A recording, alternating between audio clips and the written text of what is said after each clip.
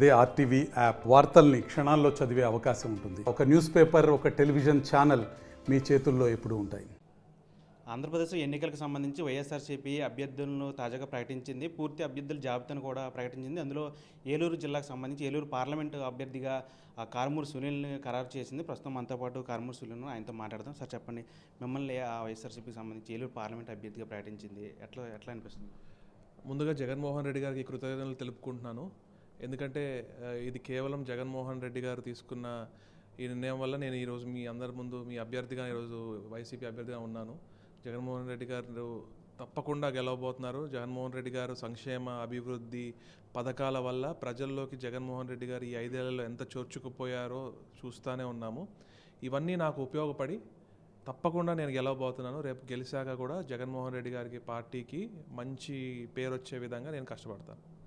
తణుకులో అక్కడ మీ నాన్నగారు కారుమూరి నాగేశ్వర గారిని అక్కడ ఎమ్మెల్యేకి మరోసారి అవకాశం ఇచ్చారు. ఇక్కడ మీకు ఎంపీకి అవకాశం ఇచ్చారు. ఒకే కుటుంబంలో ఇద్దరికి అవకాశం ఇచ్చారు. ఎట్లా అనిపిస్తుంది? జగన్మోహన్ రెడ్డి గారు అవకాశం ఇచ్చారు. కారుమూరి గారు ఆల్రెడీ దాన్ని నిలబెట్టుకుని మూడోసారి ఇప్పుడు పోటీ చేయబోతున్నారు తణుకులో.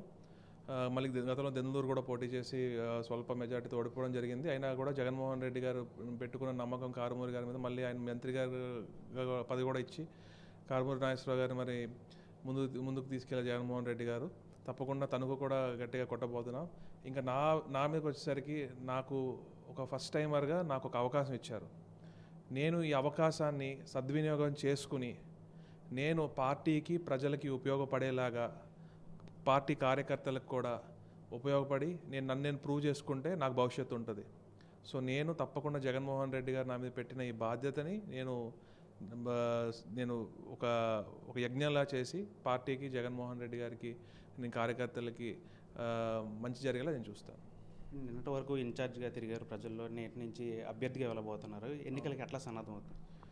ఎన్నికలకి గత 3 ఏళ్ల నుంచి ప్రజల్లోనే ఉన్నాము. ప్రతి ఒక్క గడపకని కానివ్వండి, అన్ని ప్రోగ్రామ్స్ చేసుకుంటా వైసీపీ నాయకులు అభ్యర్థులు అందరూ కూడా ప్రజల్లోనే ఉన్నారు. గతంలో ఎన్నికల ముందే నాయకులు బయటకు వచ్చి తిరిగేవాళ్ళు. కానీ ఈ జగన్మోహన్ రెడ్డి గారు నిత్యం ఆ ప్లానింగ్ వల్ల నిత్యం ప్రతి నాయకుడు కానివ్వండి, ప్రతి ఎమ్మెల్యే గారు కానివ్వండి, ఎంపీలు అందరూ కూడా నిత్యం ప్రజల్లో ఉండి ప్రజాసేవలోనే తరిస్తూ ఉన్నారు. కాబట్టి మాకు ఇది నల్లేరు మీద నడకలా ఉంది. జగన్మోహన్ రెడ్డి గారు వేసిన బాట మాకు చాలా బాగుంది. మేము ప్రజలకి ఈ 5 ఏళ్లలో ఏదైతే మంచి జరిగిందో అది చెప్పుకుంటా ముందుకెళ్ళిపోతే మాకు గెలుపు సునాయాసంగా మేము కైవసం చేసుకుంటాం. ఈరోజు చిలకలూరుపేటలో టీడీపీ, జనసేన, బీజేపీ ఆధ్వర్యంలో భారీ బహిరంగ సభను ఏర్పాటు చేస్తుంది. ఈ సభకు నరేంద్ర మోదీ కూడా ప్రధాని వస్తున్నారు. దాని మీద మీకు కామెంట్ ఏంటి? ఇప్పుడు వాళ్ళు బలహీనంగా ఉన్నారు కాబట్టి వాళ్ళు ముగ్గురు కలిశారు. మొన్న అమిత్ షా గారు చెప్పారు, చంద్రబాబు నాయుడు గారు ఎందుకు తిట్టారో, ఉగ్రవాదం తిట్టారు మోడీ గారిని. మోడీ గారి పర్సనల్ ఇష్యూస్, వాళ్ళ వైఫ్ గురించి కానివ్వండి, అన్నీ ఏవేవో పర్సనల్గా వెళ్ళారు, ఫ్యామిలీ గురించి. చాలా తప్పది. అలానే బీజేపీని పిచ్చి తిట్లు తిట్టారు గత ఎన్నికల్లో. మరి ఇప్పుడు ఏ రీజన్ లేకుండా మళ్ళీ సంకెక్కేశారు. దీన్ని బట్టి మనం వాళ్ళ టీడీపీ అవకాశవాద రాజకీయాలు అర్థం చేసుకోవచ్చు. అలానే అమిత్ షా గారు మొన్న ఒక ప్రముఖ టీవీ ఛానల్లో ఇంటర్వ్యూ ఇస్తా కూడా మన నేషనల్ మీడియాలో చంద్రబాబు నాయుడు గారు క్షమించమని చెప్పి అడిగి తప్పు తెలుసుకున్నాను, మళ్ళీ నేను వస్తాను అంటే ఆహ్వానించాను తప్ప మేము ఆయన వెనకాల ఏం పడలేదు, ఆయనే మా దగ్గరికి వచ్చాడని చెప్పడం జరిగింది. మరి ఇప్పుడు ఆ రోజు విభజన హామీల గురించి మాట్లాడారు ఆయన, స్టీల్ ప్లాంట్ గురించి మాట్లాడారు, మళ్ళీ రాష్ట్రానికి రావాల్సిన ప్రత్యేక హోదా గురించి మాట్లాడిన చంద్రబాబు నాయుడు గారు ఈరోజు ఏమీ రీజన్ లేకుండా డైరెక్ట్గా వెళ్ళి సంఖ్యకి కూర్చున్నారంటే ఆయన అవకాశవాద రాజకీయాలు. టీడీపీ పార్టీ ఎప్పుడు సింగిల్గా పోటీ చేయలేదు. ఇలా అందరినీ కలుపుకుని బోట్లు వేసుకుని వస్తారు.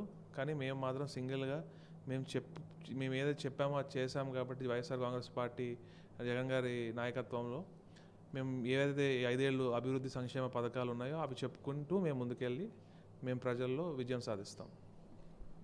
ఇది మొత్తంగా కారుమూరి సునీల్ చెప్తున్నారు. ఏదైతే ఈ 5 ఏళ్లలో రాష్ట్రంలో సీఎం జగన్మోహన్ రెడ్డి చేసినటువంటి సంక్షేమ పాలన ఉంది, అదే ఖచ్చితంగా వచ్చి ఎన్నికల్లో తమను గెలిపిస్తుంది. అటు ఓటమి భయంతోనే టీడీపీ, జనసేన, బీజేపీ కలిసి ముందుకెళ్తున్నా తాము సింగిల్గానే వచ్చి ఖచ్చితంగా విక్టరీ సాధిస్తామని చెప్పి కారుమూరి సునీల్ చెప్తున్న పరిస్థితి. వీడియో చంటితో మన టీవీ ఏలూరు నుంచి.